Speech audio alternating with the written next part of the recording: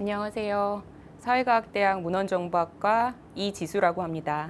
네, 일단 유례없는 상황 때문에 한국에서는 원격 수업이 이제 막 시작이 되었는데 제가 공부를 한 미국에서는 제가 박사 학위를 하는 동안에는 100% 온라인 수업만으로 석사 학위를 받을 수 있는 프로그램이 상당히 많았습니다. 그래서 저희 학교에서 그런 온라인 프로그램으로 교육을 시작해서 인프라를 구축하고 제도나 뭐 교수법이나 이런 것들을 구축을 해온 지가 20여 년이 이미 지났기 때문에 사실 가장 중요했던 거는 저는 온라인 수업과 오프라인 수업, 비대면 수업과 대면 수업이 다르다라고 하는 거를 전혀 생각하지 않았어요. 전혀 의심하지 않았고 일단 저부터 공부를 할 때 그렇게 배웠고 또 가르치면서 그렇게 훈련을 했기 때문에 너무 당연하게도 수업이 같다, 오프라인과 같다라는 거를 저는 알고 있었는데 첫 번째 수업 시간에 이제 우리 학생들한테 온라인 수업을 경험해 본 적이 있느냐 물었더니 거의 대부분이 영상이 촬영된 것을 실시간이 아니라 그 본인이 편한 시간에 보고 수업 구성원들과는 뭐 상호작용이나 이런 것들을 해본 적이 전혀 없다고 하더라고요. 학생들의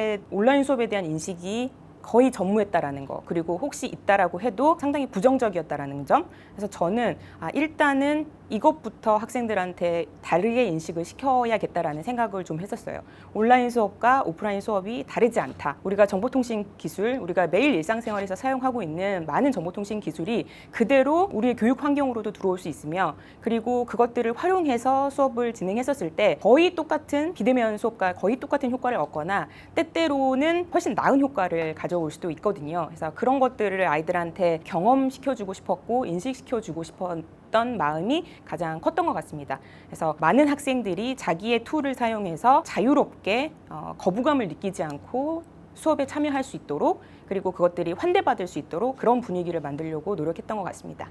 일단은 제가 가르친 과목이 그 개론 수업이 하나가 있었고, 하나는 실제로 소프트웨어, 새로운 소프트웨어를 다운받아서 소프트웨어를 배우고 학습하고 실제로 데이터를 모으고 그것으로 본인의 연구 프로젝트를 진행하는 학부 수업을 이렇게 두 가지를 진행을 했었는데요. 개론 수업의 특성상 교과서 그리고 읽기 자료에서 다루어지는 주제에 대한 내용들은 제가 첫 시간에 간단하게 강의를 하고, 두 번째 시간에는 그 강의한 내용 혹은 우리가 학습한 내용에서 배웠던 중요한 개념이랄지 원리랄지 이런 것들을 실제로 일상생활 속에서 찾아보고 그것이 반영된 사례를 찾거나 그것이 잘못 반영된 사례를 찾거나 하는 식으로 팀을 조직해서 팀별로 적절한 사례에 대해서 조사를 하고, 조사한 내용들을 가지고 토론을 하고 쟁점을 정리하고, 필요한 경우에는 뭐 인터넷 검색이랄지 도서관 자료 검색이랄지 하는 것들을 원활하게 실시간으로 할 수 있도록 지원을 했었고, 소회의실 안에 이제 학생들이 들어가서 이제 작업을 하게 되면은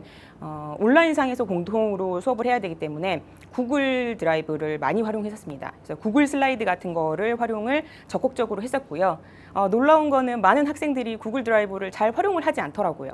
그래서 거의 대부분은 그냥 파일이 왔다 갔다 하는 형식으로 하는데 굉장히 비효율적이거든요. 그래서 실시간으로 서로 자유롭게 코멘트를 쓰고 서로 수정할 수 있고 교정할 수 있고, 틀린 것에 대해서는 오디오와 비디오를 써서 소회의실 안에서 자유롭게 토론할 수 있게끔 하는 그런 방식들을 가르쳐주고 그것들을 활용할 수 있게 했는데, 우리 학생들이 처음에는 굉장히 부끄러워하고 낯설어하고 좀 서먹해하는 게 있었지만, 일단은 한번 배우고 한번 이렇게 가지고 놀아보는 경험, 그것들을 하면은 굉장히 빨리 습득을 한다라는 거를 저는 알고 있었기 때문에 그런 것들 많이 활용했었습니다. 그래서 첫 시간에 자기소개도 하고요. 그리고 첫 시간에 이 툴에 대해서 제가 전체적으로 설명을 하면서 이러한 기능이 있고 우리 수업에서는 이 기능들을 활용해서 매 시간 수업 활동을 할 것이다 라고 얘기를 했었어요. 그래서 채팅 기능을 쓸 수 있고 오디오 기능을 쓸 수 있고 비디오 기능을 쓸 수 있고, 그리고 화면 공유랄지 화이트보드랄지 이런 것들을 많이 쓸 수가 있었는데요.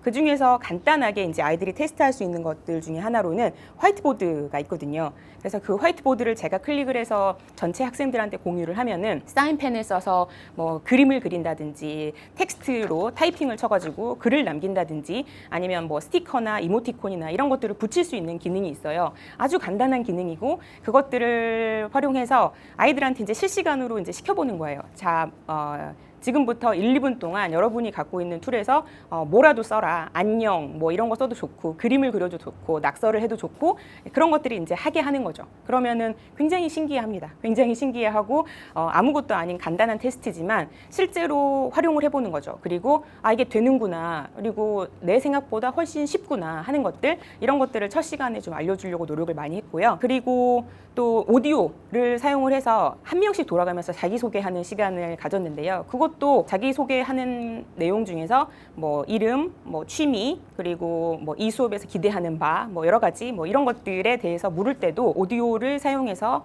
간단하게 한 30초 정도씩 얘기를 하자, 자유롭게 얘기를 하자. 그리고 이제 비디오는 제가 의무적으로 사용하게는 하지 않았습니다. 왜냐하면 그 기기에 대해서 우리 학생들이 어리고 밀레니얼 이후의 세대이니까 그래서 이미 기기들하고 같이 태어난 학생들이지만 내성적인 학생들이 있어요. 내향적이고 텍스트가 훨씬 편하고 오디오가 훨씬 편하고 그런 아이들이 있기 때문에 비디오를 의무적으로 사용하지는 않게 했고요. 자유롭게 원하는 대로 원하는 만큼 참여하게끔 했었습니다. 네, 그 오프라인 수업에서 우리가 비대면 수업에서도 수업 교실 안에서 해야 되는 일과 하지 말아야 되는 일 그런 에티켓들이 있듯이 오프라인 상에서도 우리가 지켜야 되는 규범이나 에티켓이 있습니다. 그래서 그것들에 대해서 첫 시간에 설명을 하는 거죠. 정확하게. 우리 수업에서는 기본적으로는 헤드셋을 사용을 하는 게 좋겠다. 그래서 소리가 잘 들리고 본인의 마이크가 잘 연결이 되어서 노이즈 없이 학생들한테 오디오가 잘 들렸으면 좋겠다. 그래서 이것들을 준비를 했으면 좋겠고 수업에 들어와서는 항상 오기 직전에 이것들을 항상 체크를 하고 왔으면 좋겠다라고 얘기를 했었고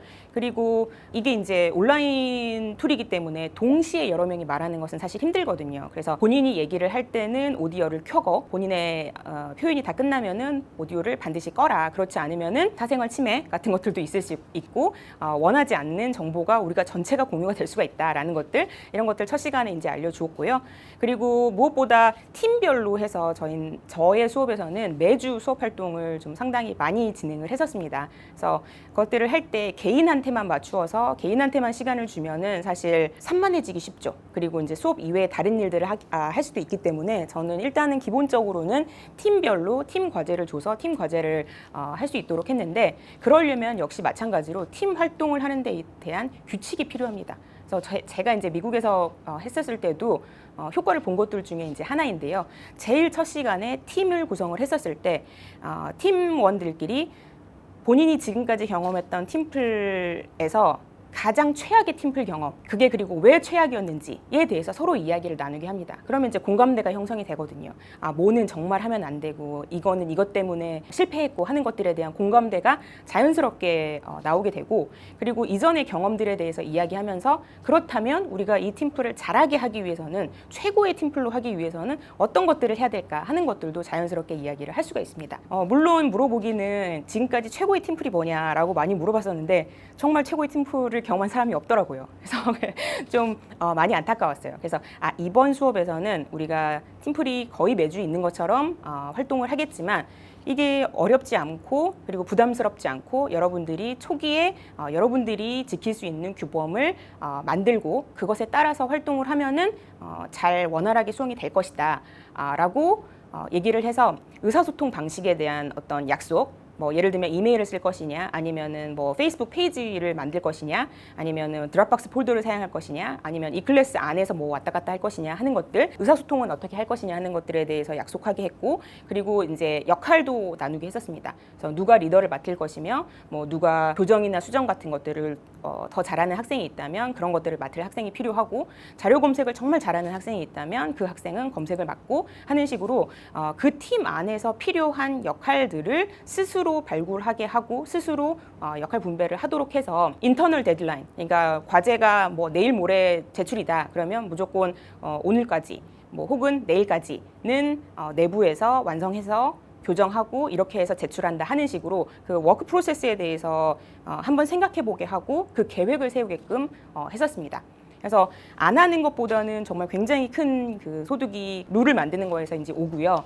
그럼에도 불구하고 모든 학생들이 100% 때 원활하게 참여하는 것은 아니거든요. 그래서 나중에 이제 학생들한테 코멘트를 들어보니까 동료 평가라든지 아니면은 뭔가 약간 규제할 수 있는 그런 것들, 교수가 개입할 수 있는 것들, 이런 것들이 좀 있었으면 좋겠다라는 의견도 있더라고요. 저는 기본적으로는 굉장히 자발적인 그 자유로운 분위기에서 자발적으로 참여하는 거를 원했기 때문에 학생들이 스스로의 규칙을 만들어서 팀플에 이제 참여하게끔 했고, 많은 팀플을 하느라 너무 힘들었다. 매주 팀플을 하는 것 같았다라는 의견이 있었어요. 많이 있었지만 또 많은 학생들은 너무 내가 생각했던 팀플과 달랐다. 이전까지 내가 가지고 있던 팀플에 대한 정의를 새롭게 썼다. 나는 내가 이렇게 리더를 할 수 있는 사람인지 몰랐다. 이런 이야기들도 많이 들렸어요. 그래서 처음에는 어색하고 서로 순서를 정해서 이야기를 하고 동시에 얘기하는 것들을 조정하고 하는 식들, 이런 것들에 처음에 시행착오가 좀 있지만 반복적으로 이거를 매주 하다 보니까 금방 또 아이들이 노하우를 찾더라고요. 자기들끼리 이제 그 방법을 알아내고 툴을 가장 효율적으로 쓰는 방법들을 알아내서 큰 문제 없이 원활하게 팀플이 진행됐던 것 같습니다. 가장 중요한 것은 물론 이 온라인 수업이 대면 수업과 비교했을 때 대면 수업과 똑같이 유용하고 똑같이 우리가 학습을 하고 똑같이 배우는 것이 많다, 소득이 많다, 유용하다라는 것을 인식시켜주는 것도 중요했지만 또 하나는 재미가 있어야 된다고 저는 생각을 했었어요. 재미가 있어야 아이들이 더 쉽게 참여하고 그 안에서 재미를 얻음으로써 수업이 다 같이 구성원들이 참여해서 이루어 나간다. 제가 끌고 가는 것이 아니라. 그래서 이렇게 생각했기 때문에 라포르 형성이 굉장히 중요했습니다. 그리고 저는 이제 개인적으로 학생들의 이름과 얼굴을 잘 외우지 못하는 약점이 있는데, 비대면으로 하다 보니까 아이들이 오디오는 상당히 많이 쓰지만 비디오를 많이 부끄러워하더라고요. 많이 부끄러워해서 제가 얼굴을 볼 기회가 좀 거의 없었어요. 그래서 더더욱 내가 텍스트로든지 오디오로든지 학생들과 나 그리고 학생들 서로가 친해져야 된다라는 게 있었기 때문에 라포르 형성을 하기 위해서 활용한 방법들 중에 그 효과가 좋았던 한 가지는 출석 체크 시간입니다. 출석 체크도 이제 점수에 반영이 되기 때문에 반드시 해야 되는 작업이고, 근데 30명, 40명 들어있는 수업에서 그걸 하나하나 이름을 부르면 굉장히 시간 낭비가 되고, 그리고 재미가 없거든요. 그래서 저는 수업 시작하고 나서 첫 5분 동안에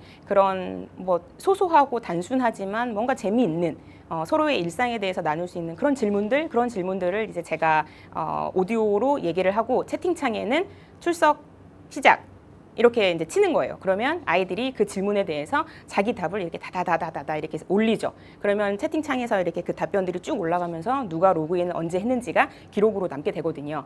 그러면 저는 이제 나중에 그것들을 보면서 출석 체크를 했었는데, 그 과정이 상당히 생각보다 재미있었고 아이들이 좋아했었어요. 예를 들면 제가 이런 거 물어보는 거예요. 여러분의 보물 1호는 뭐냐 지금까지, 혹은 여러분이 제일 좋아하는 치킨 브랜드는 뭐냐, 이런 거. 혹은 지금 전공도 내가 너무너무 좋아하지만 다음 생에는 내가 이 전공 대신 나는 다른 전공을 하고 싶다. 혹은 나의 어렸을 때 꿈은 이거였다 하는 이런 것들. 그러니까 굉장히 소소하고 개인적일 수도 있는 질문이지만 쉽게 할 수 있고, 그리고 그 질문들을 들었을 때는 서로에 대해서 알 수 있는 그런 질문들을 많이 했었고요. 아이들이 상당히 좋아했어요. 그리고 아이들에 대해서 저도 굉장히 많이 알게 됐고요. 그래서 아이들이 좋아하는 몇몇 치킨 브랜드가 있다는 것도 알게 되었고, 그리고 나중에 이제 그 코멘트 중에서 학생들이 준 코멘트 중에서 출석 체크 시간이 기다려졌다 이런 것들이 있어서 저도 굉장히 흡족했었습니다. 온라인으로 우리가 진행을 하기 때문에 사실 대면 상황에서 얻을 수 있는 그런 행동적인 큐 이런 것들을 제가 볼 수가 없죠. 얼굴의 표정이랄지 아니면 고개의 갸우뚱이랄지 이런 것들을 제가 볼 수가 없었기 때문에 거의 일방적으로 오디오로 전달을 하거나 아니면 텍스트로 전달을 하는 경우에는 이게 잘 전달이 됐는지를 확인할 수가 없습니다.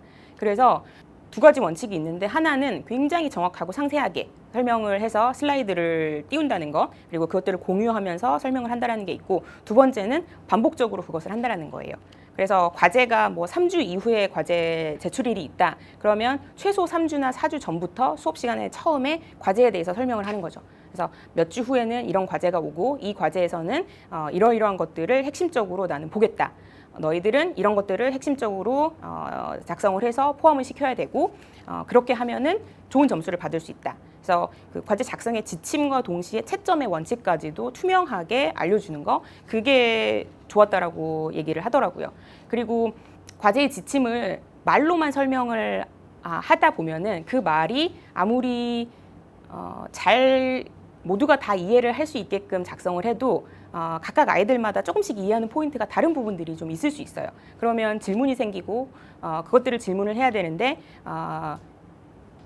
일방적으로 공지를 하게 되고 그 질문 답변을 받는 시간이 없으면은 이해도가 많이 떨어지더라고요. 그래서 저는 이제 수업 시간에 반복적으로 수업 초반에 출석 체크 바로 이후에 이제 중요한 과제나 수업 활동에 대해서 설명을 하면서 자세한 지침들을 설명을 했었고, 또 마찬가지로 아이들한테 그것들을 해석할 수 있는 시간을 주기 위해서 또 사인펜을 들고 쓰게 했어요. 지금 네가 생각했었을 때 여기서 지금 제일 중요한 원칙이 뭐인 것 같냐, 가장 핵심적으로 우리가 포커스를 맞춰야 되는 그런 지침이 있다면 뭐가 있을까, 동그라미를 쳐보자, 뭐 하이라이트를 해보자, 이런 것들을 하면은 아이들이 이제 그 읽으면서 다시 읽게 되거든요. 다시 읽게 되고 동그라미 치고 별표 치고 뭐 이런 것들을 하면서 서로 이렇게 한 번 더 확인하는 거, 이런 작업들이 될 수 있었고요. 그리고 또 한 가지 이제 수업 중에 10분이 됐든 15분이 됐든 짧은 시간이라도 저는 작업할 수 있는 시간을 줬었어요. 그래서 그냥 3주 후에 내라가 아니라, 자, 오늘은 그러면 15분 브레인스토밍을 하겠다. 그리고 해보고 여러분이 의문 사항이 있거나 질문이 있거나 아니면 나랑 얘기하고 싶은 게 있으면은 질문을 받겠다 하는 시간을 가지게 되면은 뭐 여러 가지 질문을 하고, 또 제가 놓쳤던 그런 포인트들, 이런 것들도 아이들한테서 오기도 하고요. 그래서 그런 것들을 다시 공유해주고 하는 작업을 거쳤고, 그거에 대한 만족도가 상당히 높았습니다. 쉽게 이해할 수 있었고 정확한 어떤 이해를 가지고 과제를 했다라는 그런 피드백이 많았습니다. 특별히 어려운 점은 없었지만 팀이 됐든 1대1의 이제 과제가 됐든 피드백을 지속적으로 주는 것들, 그리고 맞춤형 피드백을 주는 것들이 상당히 주요했던 것 같아요. 왜냐하면 매주 과제를 진행한다든지 아니면 매주 활동을 한다든지 했었을 때 교수가 개입하지 않고 어떻게 진행되고 있는지 점검하지 않고 과제를 마무리하게 되면은 그것보다는 중간중간 제가 이제 소회의실에 들어가 가지고 어떻게 하고 있는지 점검하고, 질문이 있으면 받아서 바로 해결해 주고, 뭐 팀 간의 문제가 있으면 그것들에 대해서도 서로 얘기해 볼 수 있는 시간을 가지고, 그런 과정, 그런 것들을 통해서 팀도 많고 학생도 많았지만 작은 어떤 1대1 피드백, 맞춤형 피드백, 이런 것들을 통해서 학생들이 내가 정말 잘 참여하고 있구나, 혹은 잘 진행되고 있구나, 그리고 선생님이 나의 과제에 좋은 피드백을 주고 있구나 하는 것들, 이런 느낌을 이제 줄 수 있도록, 그거를 통해서 우리가 얼굴을 보고 만나지는 않지만 이 수업을 통해서 연결되어 있다, 그리고 같은 활동을 하고 있다라는 거, 이런 신뢰를 주려고 노력을 했고요. 그런 것들이 굉장히 중요했던 것 같습니다. 그런데 들어보니까 학생마다 그 가지고 있는 기기의 어떤 접근성, 이런 것들이 다르더라고요. 뭐 우리가 생각했었을 때는 개인의 노트북이나 태블릿 컴퓨터나 아니면 데스크탑 컴퓨터가 없는 학생이 어디 있느냐, 이렇게 생각할 수 있지만 이게 학생의 생활이랄지 어떤 이런 것들이 다 다르거든요. 그래서 노트북이 없는 학생이거나 헤드셋이 없는 학생이거나 있었어요. 그리고 그런 경우에는 상당히 제가 도움을 줄 수 있는 것이 제한적이었거든요. 그래서 컴퓨터가 없는 학생이 있었는데 그 학생한테는 우리 사회대에 있는 컴퓨터실을 쓸 수 있게끔, 그래서 허가를 받고 와서 쓸 수 있게끔 그렇게 지도를 했었고, 또 특별한 툴이 필요한 학생들도 마찬가지로 그런 식으로 좀 도움을 줬었고요. 많은 학생이 그런 것은 아니었지만 이게 학교 차원에서 보면은 그런 학생들이 많을 수 있거든요. 헤드셋이 없거나 노트북이 없거나 태블릿 컴퓨터가 없거나 하는 친구들이 있을 수 있고, 그리고 또 기기를 사용하는 어떤 습득의 정도랄지 활용의 정도가 학생마다 다 다릅니다. 그래서 한 번 설명해주고 모든 걸 따라오게끔 하는 것이 어려운 경우들이 생기고요. 뭐 또 기기의 어떤 그 성능의 차이나 이런 것들 때문에, 혹은 인터넷의 어떤 접속의 속도랄지 커버리지랄지 이런 것들 때문에 뭐 불통이 되거나 하는 경우들이 있을 수 있어요. 그러면 또 이제 아이들이 패닉 상태가 돼서 수업에 다시 못 들어오거나 하는 뭐 여러 가지 문제들이 생길 수 있기 때문에, 그런 것들은 교수가 수업하다가 그런 것들을 케어하기에는 너무 힘들고요. 그거는 너무 힘들고, 그런 헬프 데스크가 있었으면 좋겠습니다. 그래서 노트북이나 헤드셋이나 이런 기기가 필요한 학생들한테는 무료로 대여를 해줬으면 좋겠고, 그리고 오프라인이든지 온라인이든지 상시로 헬프 데스크의 어떤 직원들, 이 존재를 해서 문제가 생겼을 때마다 아이들이 그것들을 쉽게 자기 스스로 해결할 수 있는 그런 것들이 지원이 된다면 훨씬 좋지 않을까, 이런 생각이 있고요. 그리고 이번 학기 한 학기를 우리가 비대면 수업을 진행을 해보았으니까 어떤 학생들을 위한 튜토리얼, 이런 것들도 있었으면 좋겠다는 생각이 듭니다. 그래서 기초적으로 어떤 툴의 기능이랄지 성능이랄지 아주 굉장히 잘 활용하는 방법이랄지 팁이랄지 이런 것들에 대해서 튜토리얼 같은 거 혹은 Q&A 같은 거 이런 것들을 아이들이 접근할 수 있다면 수업을 준비하거나 아니면 수업에 대해서 기대를 가지거나 하는 부분들에 있어서 도움이 되지 않을까 생각합니다.